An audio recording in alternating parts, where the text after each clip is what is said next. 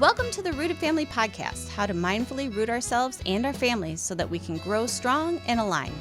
Join me, Erin Sadler, as we discuss all things parenting, kids, health, wellness, and developing a roadmap for life that has you and your family thriving, not just surviving. I am a mom of 3. I'm a teacher with a master's degree in education, a health and wellness coach, a brain health coach, and a life coach. I love coaching kids and grown-ups on how to grow in mindful self-awareness to strengthen connections that support healthy brains. I have developed my own program called Grow Strong Roots, which teaches preschool through 5th grade students how to mindfully integrate academics with social-emotional skills, self-regulation, and brain-boosting values, including kindness, gratitude, creativity, resilience, courage, respect, responsibility, healthy eating, and healthy movement. I have found my purpose, and it is to help families, children, schools, and communities learn how to turn stress into success and plant seeds of love, peace, and happiness that will grow and blossom. Speaking, coaching, and teaching the Rooted Family Method for growing strong roots and seeing children and families transform when they understand these concepts is my passion. Because when we grow strong roots, we can withstand any storm life may throw at us. Hi y'all, it's Erin from the Treehouse of the Rooted Family, and my guest co-star here today is Grace. Hi everybody. is Grace, my daughter. She's come in today to help me out. She actually was here the last time too, and she was so quiet. You probably didn't even know she was in the studio with me. She just wanted to say a quick hi. So excited to talk about this week. This one is a subject that was one of your guys's. You guys asked the question, and I decided to make this podcast about it to help anybody I can. So when you leave comments, or you just let me know via Facebook or Instagram, or via email to the Rooted Family, or just go on the website, therootedfamily.com, and either go on the podcast and leave me a comment, or just hit the page where you can contact me. You can just leave me a question that you might want an answer to. And I'm happy to do those. And I will do these from time to time where I just take a question that somebody had and we can answer that question together. Before I get started, though, I wanted to give a shout out to my special comment of the week. And this one is from Tara. And Tara said, "The first podcast is phenomenal." Thank you, Tara.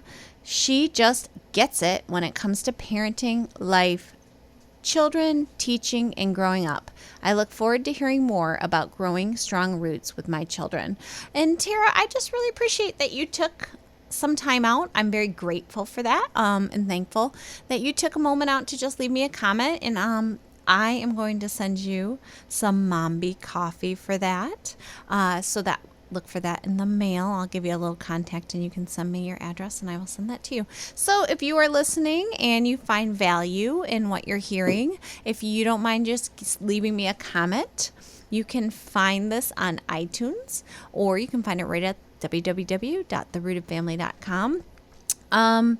So let's get down to it. This is called the top 5 things kindergarten teachers love to see for success. So this is for the parents that might have kids that are just finishing preschool, or in the state of Wisconsin, we call it 4K, or like a pre-kindergarten program. So for those of you who don't have kids in the school system yet, let me just say that kindergarten is kind of the new first grade. Compared to when we were growing up and even before us growing up. It's just a little bit different, and we could go into the millions of reasons why, but we're not going to do that today. That's for a different show and a different episode. And one of my concerns as an educator is that we are pushing kids from a brain wavelength state. We're pushing kids too fast out of that theta and into beta when they're not ready.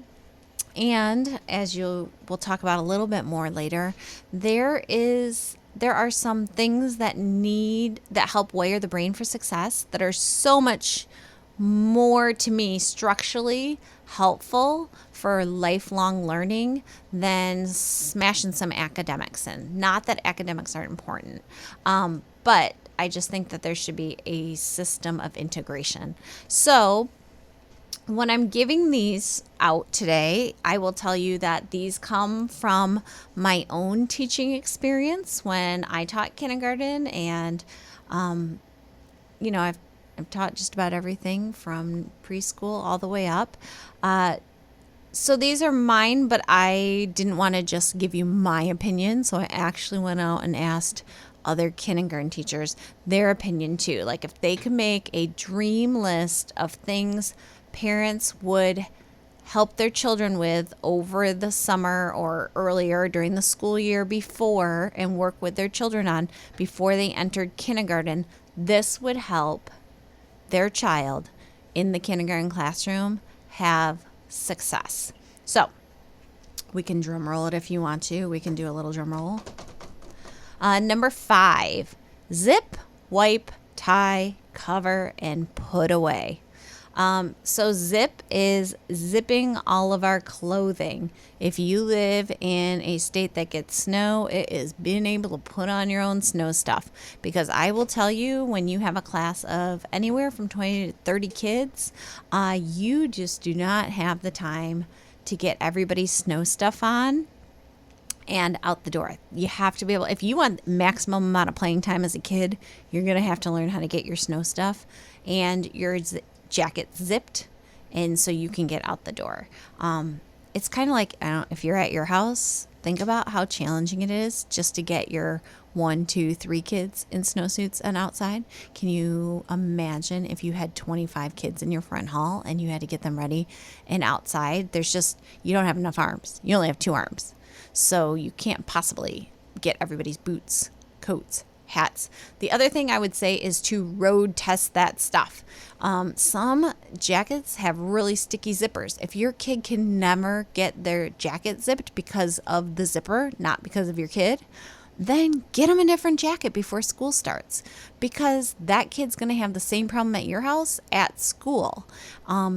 And while there's amazing friends in the hall of kindergarten as you're going outside, and I'm sure they can find a friend to help them, if you've ever been in a kindergarten hall as recess, they're trying to get outside for recess, especially in the winter season, it's kind of like the apocalypse. Like, it is bananas crazy. There's explosions of boots and hats and mittens. And that's just one other thing I will say from a school perspective. Either do not buy super expensive things and be okay with 1 or 2 getting lost, or buy such unique items that nobody else has them, and then get a Sharpie and write their names all over it. I mean, everything. Label everything with your kid's name, because they get mixed up so quickly. So that zip, make sure zipping's going on. Your child's able to zip. Wipe, make sure nobody in kindergarten at the kindergarten level, and the amount of stuff kindergarten teachers need to do, they just ain't got time to be wiping behinds. So you're just going to need to make sure that your kid does a really good job. So if that's something that's not one of their fortes, put that on your list of things to nail down before they go to kindergarten. Okay, enough said about that. Tying shoes. Now, back in the day, and I might be a little older than some of you. Back in the day when we went to kindergarten, I remember like the boards with the practice shoe ties that you would do. There was actually time. My kindergarten teacher taught us how to tie shoes, which this is why she's probably a saint up in heaven, because I, as a kindergarten teacher, I cannot imagine teaching a class of 25 kids to tie their shoes without going mentally insane. But I will say, if you are sending your child to school in tie shoes, they best know how to tie them, because otherwise they are not getting tied. And if it bothers you that your kid walks around with untied shoes, imagine how the teacher's going to feel. If your kid doesn't know how to tie their shoes, you send them in tie shoes, they're going to be walking around with untied shoes all day long. So my advice to you is start shoe tying as soon as developmentally appropriate. As soon as if you're ready to put tie shoes on your kid, then you need to make sure to teach them how. And if you don't know how, or you're frustrated, let me just give you this little parenting tip. if you go on YouTube, there's like 700 million different ways to tie your shoes. So if one's not working for you and how you tie your kid, or you guys are having a butting of heads with shoe tying, go look up another way. And then maybe your kid resonates with that one. I know my youngest kid and she just was not getting what I was putting down. So we went on YouTube and found an 8-year-old boy who showed her how to tie her shoes. And I am very grateful to that 8-year-old boy because that saved me a ton of time and headaches. Cover. Oh, the ducking cover of the sneeze. If your kid just sneezes all over God's green earth and does not cover with the elbow, it's time. It's time for the rest of humanity that you teach that kid to cover with the elbow. Can you even imagine 25 that don't cover? That is a germ warehouse, and we want to contain the sickness. So please, please, please, please, please. You might not think it's a big deal if your kid's just sneezing in your house. It's in not covering because it's your house. I get that. But if your kid is sneezing at school all over other people, they're all so close together. When they sit on a carpet, there is no room for error if your kid does not cover. So please do the cover. And then the last one is the put away. And this is just one that is so helpful. A lot of times when we're little, our moms or dads or grandmas or grandpas let us play and then don't make us pick up or say, oh, I'll get that, or pick up, and you're not expected to pick things up and put them away where they belong. And that's such a disservice when you get to school age, because especially in kindergarten, nobody's got time to pick up after you, and you'll become a disheveled mess really fast if you don't pick up after yourself. And it just gets dirty really fast. So practicing picking up and putting things back where they belong. And I will tell you that this also helps for the old backpack routine, because if your kid's not used to picking up and putting things back, on your end, when you get home, you will have a volcanic explosion of backpack, because they wouldn't have put things away nicely. So it's just going to be like a hot mess express every time they open the backpack. All right, so that was number 5. Zip, wipe, tie, cover, put away. I'm not kidding you. Notice that the kindergarten teachers are like, this stuff is important. These are life skills that your kid needs to come into kindergarten. And if your kid does not have those skills and they're in kindergarten right now, or your kid does not have those skills in first grade, it's time to go back and like reinvent the wheel and start back at the beginning and make those a priority. Okay, number 4, alphabet and sound recognition and number recognition. Now, I'm not a huge proponent of saying, I'm sure I will get some comments, which is 100% okay, with whether kids should or shouldn't know alphabet, or whether they should or shouldn't be expected to know their numbers coming in. And that's a debate for a different day. To me, in current kindergarten, today's state, not ideal kindergarten land, like legit realistic kindergarten, your kiddo needs to walk in knowing alphabet letters and sounds for those alphabet letters, and recognizing their numbers, helpful 1 through 20, but at least 1 through 10. And if they have any inclination to write them, that would be amazing too. And there's a million different ways to do this that are fun. If you're like, my kid does not like to do handwriting or sitting down or working on that stuff at home, there's so many different ways to do it. One of them is, I just got these whiteboards and we keep them in our car. And so we just ask the kids, what do you see at the window that starts with the letter B or the B sound? And then the kids draw a picture or write what it is. That's a great one. Cars. Oh, side note. Cars to me are like mobile classrooms, because if the kids in your car are left to their own devices, they typically are going to gravitate towards poking another person. So I just say, you know what? If we're just going to poke our friends in the car, then we might as well be doing something productive. So a lot of times I use that as like talking about kindness or gratitude, but sometimes we just need the skills down. So if one of my older kids has math or whatever, I'll be like, knock it out. Let's get going in the car. The other thing that I love is something called the mystery box. And if you don't have a pencil right now, I suggest you go get one. So mystery box is simply, wait for it, a shoebox. You can get a fancy one if you want. I find a shoebox works fine. And you put something in the mystery box that's a mystery. And you don't have to go buy anything. These are things that already exist in your home. Or it could be something that you're going to go do and you just wrote it on a piece of paper. For example, let's say that your kiddo has a play date at somebody's house. Just don't tell them, and that's the mystery for the next day.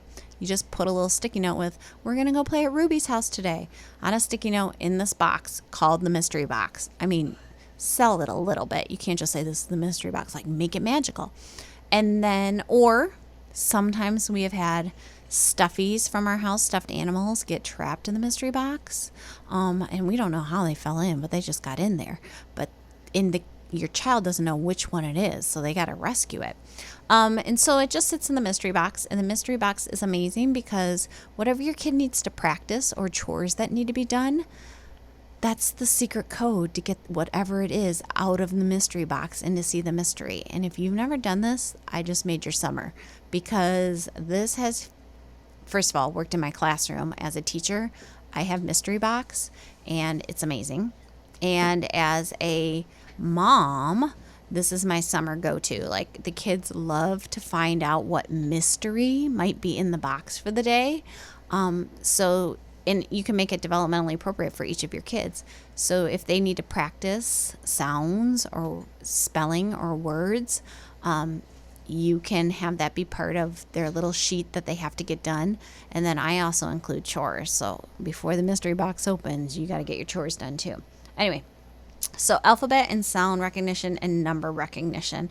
And I have a million, maybe I'll just do a whole video on some great ways to do that, because I have so many, and I'm sure you do too. If you're a teacher listening, send me some ideas. Okay, so that's number 4. Let's do our next drum roll. I think I forgot the drum roll for the last one, but okay, number 3, grip and snip. Oh boy. It is a big deal to have your scissor skills and your pencil grip skills when you walk into the classroom. This is something that's kind of like the lost art. It gets lost. And I notice those two things are things that really take one-on-one help. And when you have a classroom of 25 kindergartners, you can only do so much. And for most kiddos, if you've noticed, they like to flip their thumb when they're, and almost hold their hands upside down when they're learning to cut. And so to get them to flip it over, I'll give you my little trick. So I always say my thumb is the race car driver, and he goes in the top hole, and then my tires go in the bottom. And sometimes there's room in scissors for like 4 tires, or sometimes you gotta have a motorcycle and only put 2 in, or sometimes you can have a tricycle and put 3 in, whatever's comfortable for your kiddo. You can also make it an animal and make it legs. So whatever works. If cars don't work, just change it into an animal head and then put legs on the bottom. And so they're putting their thumb in the top, their bottom fingers in the bottom, and then they're opening and shutting to rev the engine. So vroom, vroom, open, shut, and then they're ready to cut. I always say start with straight lines, then just make a spiral in the middle of a piece of paper with a sticker in the middle, and tell them that whatever that sticker is, let's say it's a dinosaur, the dinosaur got stuck in the middle of the paper. And the only way we can get the dinosaur out is by cutting our way there on the line, so we don't cut the dinosaur. So that's a great way to do scissor skills. And then pencil grip. First of all, if you're looking for things to help with pencil grip, if your kid's pencil grip is not in, it's hard to explain what it should be over the radio. YouTube it, and you can see what pencil grip is. But I call it alligator mouth. So the alligator grips the pencil, and then the long end of the pencil sort of rests in the circle of your hand. But if your kid's gripping it full grip with their whole hand, then you're going to want to do something to get that alligator grip going. And Amazon does have pencil grip holders that you can get, and it'll sort of train your kid's hand. But that will just make their lives so much easier when they get into kindergarten. And it makes them able to learn so much better because they're not spending their time like remembering how to put their hands in scissors, and they can actually cut out what they're supposed to be cutting out. or they're not so busy worried about how their pencil's placed in their hand and it's functional, and then they can just concentrate on doing whatever they're supposed to be doing, whether that's writing their name or whatever. So grip and snip is number 3. You got to have the grip and snip. I am telling you right now, kindergarten teachers, with the amount of things they have to do today, do not have time to do the grip and snip. All right, number 2, delayed gratification, focusing skills, and learning routines. Woo-woo! Like you're not doing that anyway. But you may need to amp it up depending on how much you do. Wait for it. If your child is not very good with delaying gratification, you need to start creating some experiences where they can practice that. Because if you can imagine, if your child is very impulsive or does not like to wait or thinks they should be listened to all the time, or are just in a situation where they do get the majority of the attention and don't do well when they're in situations when they don't immediately get the attention, then this would be good practice. So what we're going to do is we are going to set some goals and let our kid know that, oh, what would you like to do? Oh, that sounds great. Here's the 3 things we need to do before that. And it's going to be like, oh man, and no, I just want it now. But giving them those steps, those little small goals to make before they get something they want is huge. And I will say, if you are using any kind of electronics or digital devices, those should always be on a delayed gratification system. Number 1, I'm not a huge proponent to little kids having them anyway, but if you do, they should not just be like a boredom buster where we're just handing it to them without some delayed gratification. Like, here's what I need you to do for me. I need us to do these chores together. I need us to do these errands together. And if you do a good job on 1, 2, 3, then you can have that reward at the end.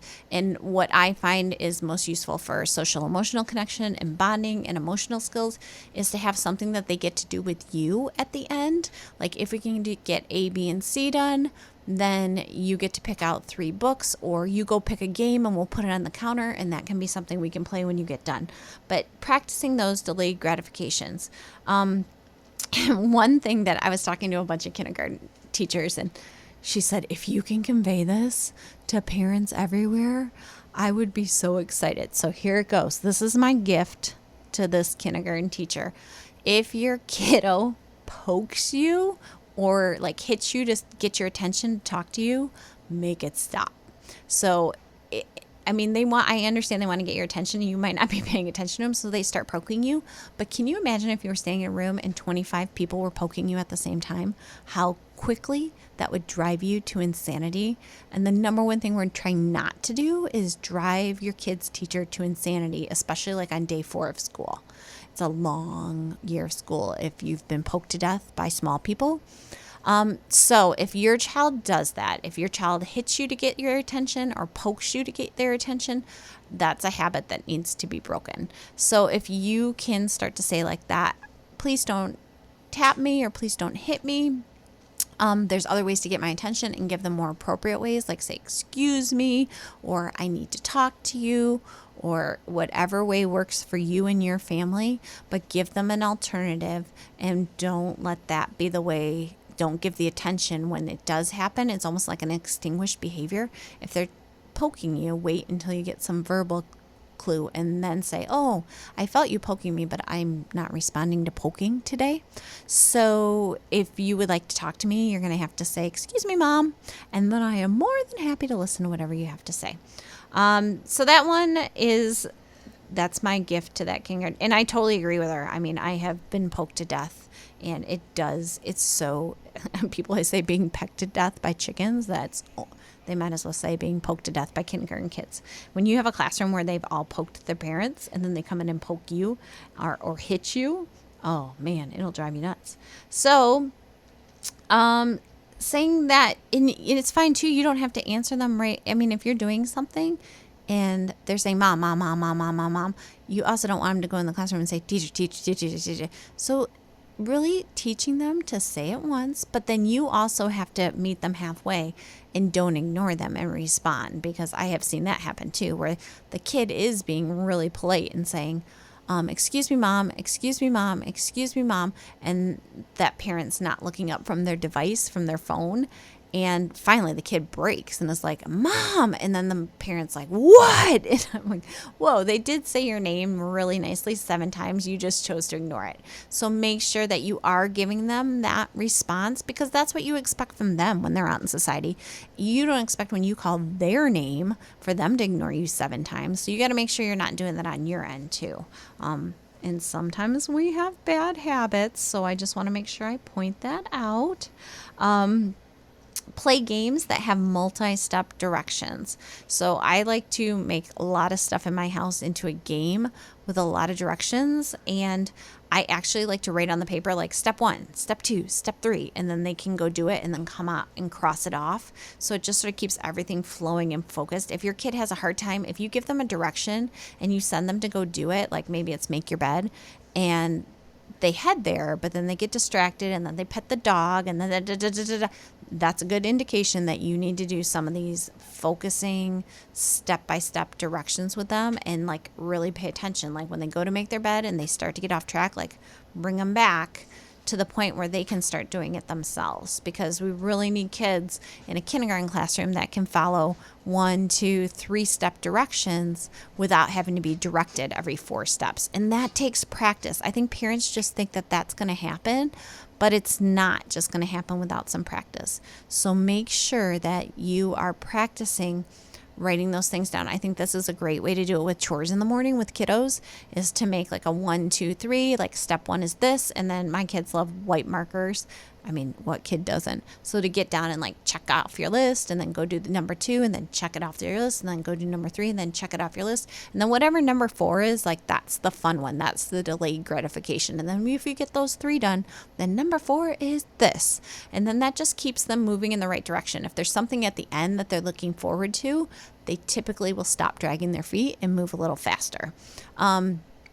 But again, and I'm guilty of it as a parent too, where you say, like, go get your bathing suit on, go get a towel, and go get your flip-flops on, and meet me by the door in 5 minutes. And they got their swimsuit on and then fell off the wagon.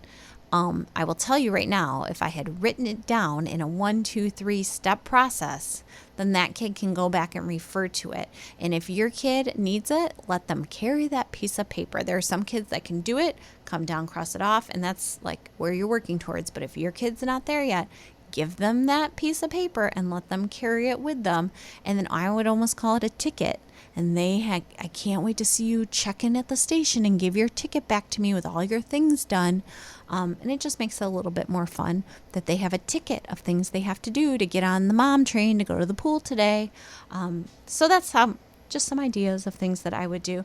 And then make sure too, with focusing skills, that you're doing some of that mindful breathing. That helps so much with kids and being able to focus. And sometimes if you have a kid that speaks really quickly and needs to get things out, and like taking a deep breath, formulating a thought, and on your end too, making sure you're doing that and modeling that. Training your brain to do that focused thinking and focused breathing will help your kids so much in school and learning, and help them not to spin out so much. All right, drum roll for number 1. Number 1 is, and if you know anything about me, you will not be surprised, but I'm telling you, every kindergarten teacher thinks this is true. And notice that this one is not academics. Social emotional learning skills. Boom, ba-da-da. So, and self-regulation. I think they sort of go hand in hand. So your kid's ability to socially, emotionally get along, connect with others, and their ability to regulate their own emotions. Okay, so I want you to picture for a minute that you and 20 other people that you don't know are being asked to come in a room and sit down in a carpet that's not very big, and don't touch each other, and be quiet, and sit crisscross applesauce. How long would 20 grown-ups last? Just think about it for a minute. Probably maybe 3 seconds. Before somebody rolled over, somebody bumped into somebody, or something happened. I mean, the art of being a human is, we like to be talking and chatting and getting along with. I mean, our brains are wired to communicate with each other and to seek that communication. So when we put 23 bodies on a carpet and then we're like, and be perfectly still and quiet and pay attention, oh my golly, it's amazing when it does happen. When you do get it that way, you're like, whoa. So your kid needs to know how to navigate that. Your kid needs to know how to be in space with everybody else and get along. And little things, just like in a family, like people are going to get bumped into, things are going to get said. And how does your child respond to that? Are they accosted, or like every time something happens to them, it's going to be a real slow day for them, and they're going to feel really stressed about the whole thing. So giving them some of those social and emotional skills, especially those communication skills. How do we communicate with others when we're having a problem or an issue? How do we talk to them? Because no teacher has time to listen to a kid squawk every time somebody bumps them, trips them, pokes them. It's just, I mean, when you get that many small people in a room, things are about to go awry. So your kid needs to be able to say to another child without a teacher helping, hey, you just poked me. Please don't do that. I don't like it. And then the other kid hopefully says, oh, sorry, man. Didn't mean to. And you move on about your day. As opposed to the kid who gets poked and then says, he poked me. I know. Sorry about your ears. Woo. I should have warned you that was coming. If your kid does that every time, think about it in your own house. Every time somebody looks at your kid sideways or something spills or something, do they just melt? If so, they need some of these social emotional skills. And also they need it so that they can communicate effectively. Part of being in school is learning those social emotional skills. They need to be able to navigate that. And they need to be able to navigate it so they can bond and form friendships and make those connections that are so important to our brain and wire their brains for success, and not always feel like they're the victim of a situation. It's such an important thing for lifelong skills. And I think I've quoted this study before, but there are several studies actually out there that say that how socially and emotionally competent you are in kindergarten is a really great determiner for how successful you're going to be in life. Not your academics, not your zip code, but how socially and emotionally competent you are in navigating the world is how much success you're going to have. And it's amazing. If you want to, I'll put some in the notes. You can go Google some of those studies and read them. It also helps if your kid tends to have a victim mentality of always being wronged, or when something happens, it's always somebody else's fault. Let me tell you right now, kids read kids, just like grown-ups read grown-ups. And another kid is going to say, oh my gosh, I'm going to get a reward out of making this kid squawk. Because kids don't always, they want the reward of being engaged. Everybody in their brains is seeking engagement. And part of feeling engaged, they don't always say like, oh, I want positive engagement, because that might not be the pattern that they have seen throughout their lives.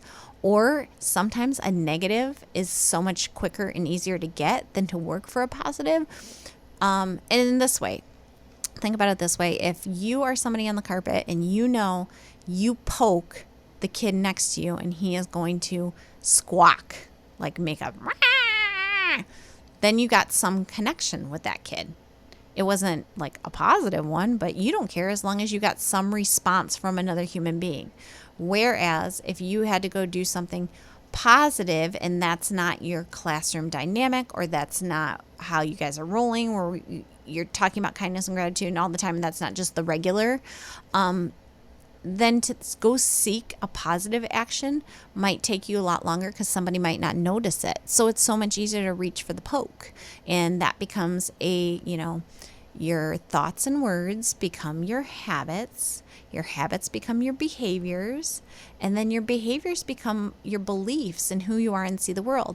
So it might just start as a thought or a word.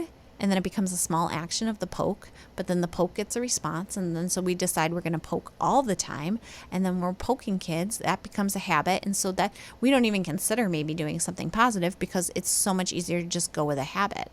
So once your kid gets in that mode, and if you're the kid that's being poked all the time, it begins to feel like bullying behavior. So your kid needs to learn the not squawk, and talk to somebody and say, hey, that's not okay. I'm not okay with you poking me. Please stop. And then move whatever. Or I'm going to have to go get a grown up, or we're going to have to talk to somebody. What's the next step? So just making sure that your child feels empowered enough on the inside that they're just not reacting based off that kid's reaction, but they're choosing to respond. So important. Teaching kids to respond in a way that is going to benefit them, not just react in a way that, is a complete reaction. And I get it. I mean, your first response is your first reaction is to be like, stop, because it's annoying. But and that's okay. But following that up with, in a calm manner, please stop. I don't like that. That is so much more effective than saying, don't. I mean, and if you have kids in your house, you know that to be true. If you have more than one child in your house, that one sibling sometimes just likes to poke the bear. But I will say, it is not that fun to poke the bear. If you go to poke the bear and the bear simply takes your stick away and throws it in the woods, way not as fun as if the bear like growls and gets angry and then you feel like you have some control over the bear. It's just like if the bear just simply picks your stick up and throws it in the woods, you're like, oh, it's not that fun to poke that bear. I'm going to go find another bear to poke. And then your child is not the one getting poked all the time. So those social emotional skills and learning how to navigate and communicate with others is so important in the classroom. I cannot stress it enough. And I will say, when a kid comes up to me in my classroom, or when I'm even at home, the first thing I say if they come up to tell me that somebody else did something is I will say, what did you say to them to try and solve it yourself? Please do this at home. If you don't already, I'm sure a ton of you do, but if you don't already, instead of somebody coming up and then you're like, oh, let's go talk to, let's go, or you just yell for the next kid, ask them what they said to them to try and solve it themselves. I cannot tell you how many times somebody's come up to tell me somebody did them wrong, and when I said, what did you say to that person to try and work it out yourself? They just look at me blankly, or they say, what? And I'm like, go back and say to them how they made you feel when that happened. And then I see a dialogue happen, and I usually see a like, sorry, or you did this to me, and then they have to talk. It's amazing. Once they start communicating, they usually can work it all out themselves. But that takes practice, and that takes repetition, and that takes you as a parent really stepping in and sort of putting that, I'm not going to solve this for you. I need you to go talk to that person, but also not just saying I'm not going to help you and then walking away. Like keeping an ear open to see if that child is navigating that.